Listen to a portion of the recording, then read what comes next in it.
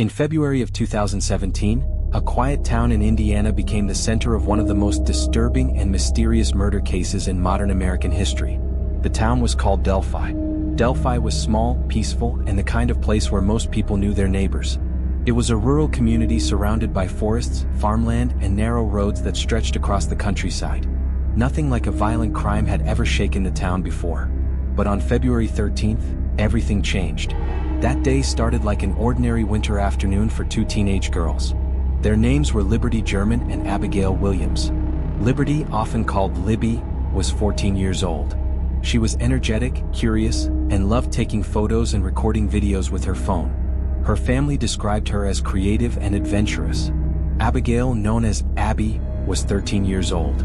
She was quiet, kind, and had a calm personality that balanced Libby's energy perfectly.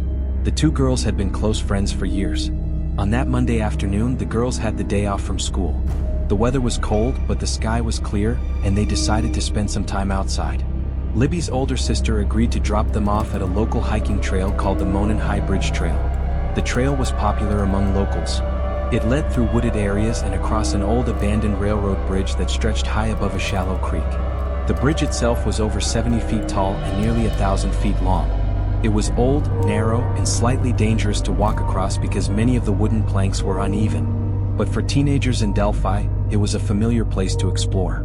Around 1:35 in the afternoon, Libby and Abby were dropped off near the trail entrance. They planned to walk the trail, cross the bridge, and take photos before being picked up later that day. At first, everything seemed completely normal. Libby used her phone to take pictures of Abby walking across the bridge. One of those photos would later become one of the most famous images in true crime history. In the picture, Abby can be seen walking along the wooden planks of the bridge, wearing a gray hoodie and jeans. The background shows the long, narrow structure stretching into the forest. No one knew at the time that this simple photograph would be one of the last images ever taken of her. After crossing the bridge, the girls continued walking along the trail. At some point, Libby noticed something strange. A man was approaching them. The man appeared to be walking along the bridge toward them from the opposite direction. At first, the girls may not have thought much about it. Hikers often passed each other on the trail. But something about this man made Libby uneasy. Instead of ignoring the situation, Libby did something incredibly important. She took out her phone. Quietly, she began recording. What she captured in that moment would later become one of the most haunting pieces of evidence in a murder investigation. The video was short, only a few seconds long, but it showed a man walking toward the girls along the bridge. The man wore blue jeans, a dark jacket, and a cap pulled low over his face. His hands were inside his pockets as he walked slowly forward. The image was slightly blurry, but investigators believed it clearly showed the suspect. Even more chilling than the video was the audio Libby captured. At one point in the recording, the man could be heard speaking. His voice was calm, direct, and controlled. He said only 4 words: "Guys, down the hill." Those 4 words would soon be heard by millions of people across the world. After that moment, something terrible happened. Later that afternoon, the girls failed to arrive at the location where Libby's father was supposed to pick them up. At first, their families assumed they had simply lost track of time. But when the girls still had not returned by evening, concern quickly turned into fear. Family members began searching the trails. They called the girls' phones, but there was no answer. Soon, local police were notified. As the sun set over the quiet woods of Delphi, search teams began combing through the area with flashlights. Volunteers from the town joined the effort. Friends, neighbors, and relatives all gathered to help find the missing girls. Throughout the night, searchers walked through the trails and wooded areas surrounding the bridge. But the darkness and cold weather made the search difficult. By the early morning of February 14th, the search expanded even further. Dozens of volunteers joined law enforcement officers. Helicopters flew overhead. Search teams followed the banks of the creek below the bridge.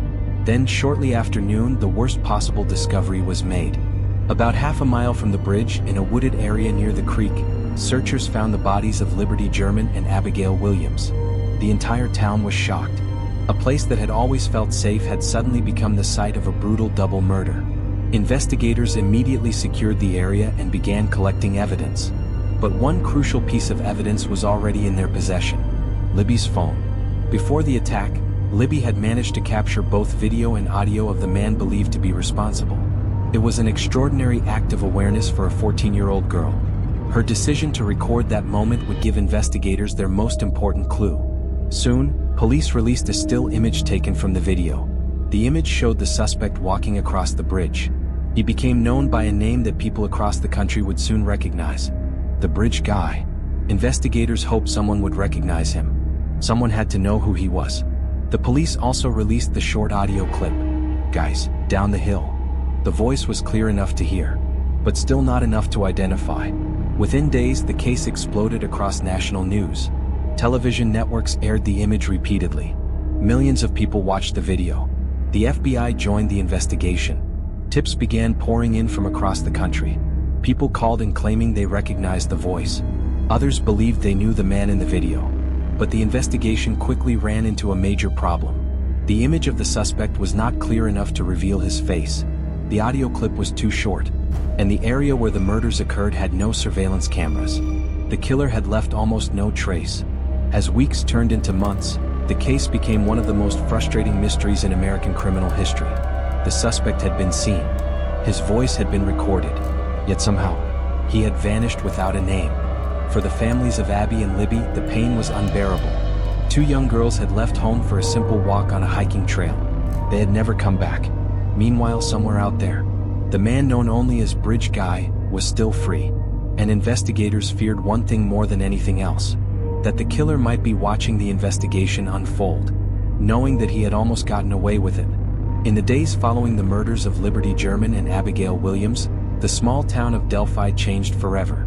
Before that February afternoon, Delphi had been the kind of place where people left their doors unlocked. Children rode their bikes through quiet neighborhoods. Families walked the same trails where Libby and Abby had gone that day. But now fear had replaced that sense of safety. Two young girls had been murdered in broad daylight, and the person responsible had disappeared. Investigators quickly realized that solving this case would not be easy. The crime scene was located in a wooded area near Deer Creek, not far from the Monon High Bridge. The terrain was uneven, covered with trees, brush, and muddy ground. It was not a place filled with cameras or witnesses. Whoever committed the crime had chosen the location carefully. Police immediately began collecting every possible piece of evidence from the scene. Investigators searched for footprints, fibers, and DNA. They examined the girls' clothing, the ground around the area, and any objects that might have been left behind.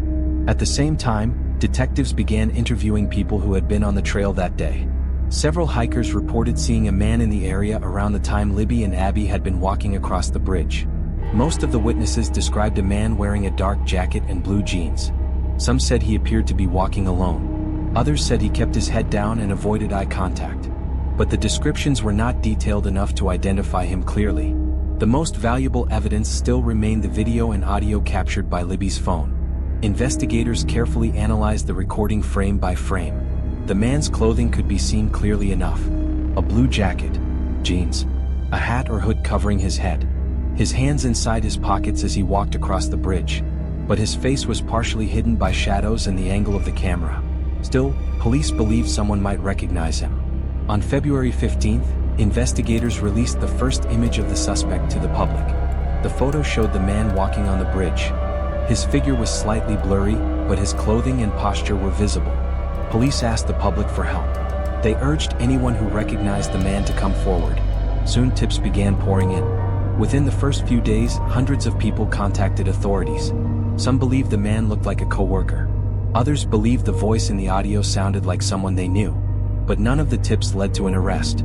As the weeks passed, the investigation grew larger. The FBI joined the case, bringing additional resources and forensic experts. Thousands of tips continued to arrive from across the country. Investigators examined each one carefully, but the identity of the man on the bridge remained unknown. Meanwhile, the families of Libby and Abby faced an unimaginable loss. Funerals were held in Delphi, and hundreds of people attended to pay their respects. The entire community mourned together. Schools held memorials. Churches held prayer services. Across the country, people followed the case on the news. Everyone wanted justice for the two girls. Months passed without any major breakthrough. Then, in July of 2017, investigators made an unusual announcement. Police revealed that they had created a sketch of the suspect. The sketch was based on descriptions from witnesses who had seen a man near the trail on the day of the murders. The drawing showed a man with a goatee, wearing a cap and looking slightly older. Authorities believed the suspect might be between 40 and 50 years old. They asked the public once again to come forward with information. But still, the case remained unsolved. Years began to pass. 2018 came and went. Then 2019 arrived. By that time, investigators had received tens of thousands of tips. The case had become one of the largest investigations in Indiana history. But the killer had still not been identified. Then something surprising happened. In April of 2019, police held a dramatic press conference. During that conference, investigators revealed new information about the case. They released a new sketch of the suspect. This sketch looked very different from the first one. Instead of an older man, the new drawing showed a much younger face. The man appeared to be in his 20s or 30s. Investigators also released a longer portion of the audio recording captured by Libby's phone. The public could now hear the suspect's voice more clearly. The recording said, "Guys, down the hill." At the press conference, Indiana State Police Superintendent Doug Carter spoke directly to the killer. His message was intense and emotional. "We believe you are hiding in plain sight," he said. "For more than 2 years, you never thought we would change direction in this investigation. But we have." Carter looked directly into the cameras. He believed the killer might be watching the broadcast. To the murderer, he said, "We believe you are local. Or at least you once lived here." He warned that investigators were getting closer. The announcement shocked many people. Why had police suddenly changed their theory about the suspect's appearance? Investigators later explained that the second sketch was based on information they believed to be more accurate. The first sketch, they said, had been created early in the investigation using incomplete information. The second sketch represented a different suspect description. This shift created confusion among the public. Some people wondered if investigators had made mistakes in the early stages of the investigation. Others believed the killer might have been living quietly in the Delphi area the entire time. Meanwhile, detectives continued to examine digital evidence. Libby's phone had provided investigators with a timeline of the girl's final moments. But it also raised new questions. Who exactly was the man on the bridge? How had he managed to approach the girls without drawing attention? And most importantly, why had he chosen them? Despite years of investigation, the case remained unsolved. But one thing continued to haunt both investigators and the public: the killer's image and his voice. A man had been recorded moments before the murders. His figure was visible on the bridge. His words had been captured on audio. Yet somehow, his name was still unknown. For the families of Libby and Abby, the waiting was unbearable. Every year that passed without an arrest felt like another injustice. But investigators refused to give up.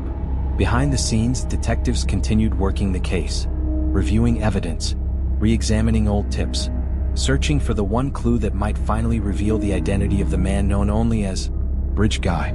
And after nearly 5 long years, that clue would finally appear. For more than 5 years, the Delphi murders remained one of the most haunting unsolved cases in America. The image of the man on the bridge had been seen by millions of people. His voice had been played again and again across television, radio, and the internet. "Guys, down the hill." Those 4 words echoed through true crime communities for years. Investigators had received more than 40,000 tips from the public. Every tip was reviewed. Every possible suspect was examined. But somehow the identity of the man known as Bridge Guy remained hidden. In a small town like Delphi, that uncertainty was terrifying. People wondered if the killer was someone they had seen before.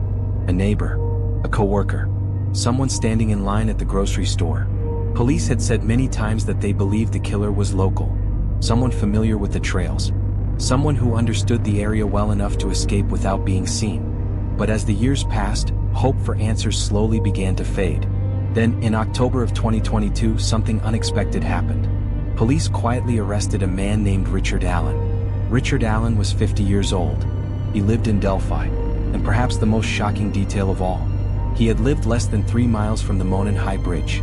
4 years, Allen had worked at a local CVS pharmacy. Many residents of Delphi had interacted with him. Some had even spoken with him during the years when the investigation was happening. To the people who knew him, Allen appeared to be an ordinary man. He was married. He had a daughter. He lived a quiet life in the same town where the murders had taken place. But investigators had discovered something important. During the early days of the investigation back in 2017, Richard Allen had actually spoken to police.